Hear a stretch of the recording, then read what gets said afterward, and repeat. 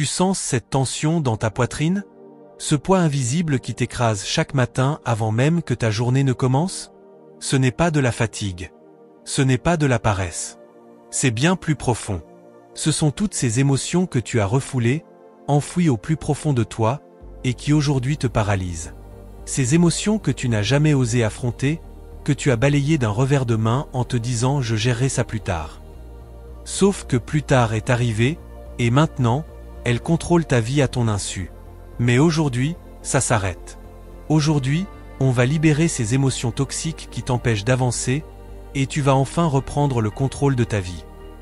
Imagine un barrage rempli à craquer. L'eau monte, la pression augmente, et à tout moment, tout peut céder. C'est exactement ce qui se passe en toi. Chaque émotion refoulée, chaque larme retenue, chaque colère étouffée, c'est une goutte d'eau de plus dans ton barrage intérieur. Et un jour, ce barrage craque. Sous forme de burn-out, de crise d'angoisse, ou pire, de dépression. Tu crois que tu es fort parce que tu encaisses? Non. Tu es en train de te détruire à petit feu.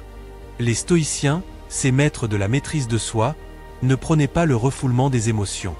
Au contraire, ils enseignaient l'acceptation et la transformation. Marc Aurèle lui-même, empereur de Rome, écrivait chaque jour ses peurs, ses doutes, ses colères dans son journal. Il ne les cachait pas. Il les affrontait. Et toi?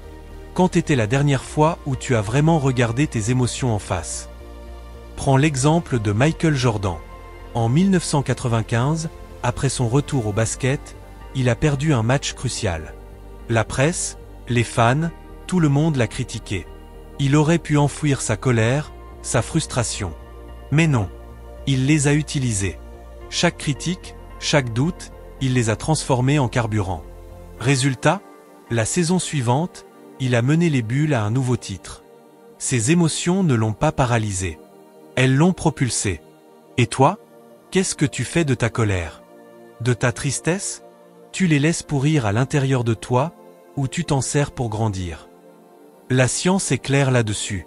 Une étude de l'université de Stanford a montré que les émotions refoulées créent des blocages physiques dans le corps. Douleurs chroniques, tensions musculaires, problèmes digestifs. Ton corps parle. Il crie même. Mais toi, tu fais semblant de ne pas entendre. Tu prends un antidouleur, tu serres les dents, et tu continues. Sauf que ça ne marche pas comme ça. Ces émotions, elles ne disparaissent pas. Elles s'accumulent. Et un jour, elles ressortent. De manière violente, incontrôlable.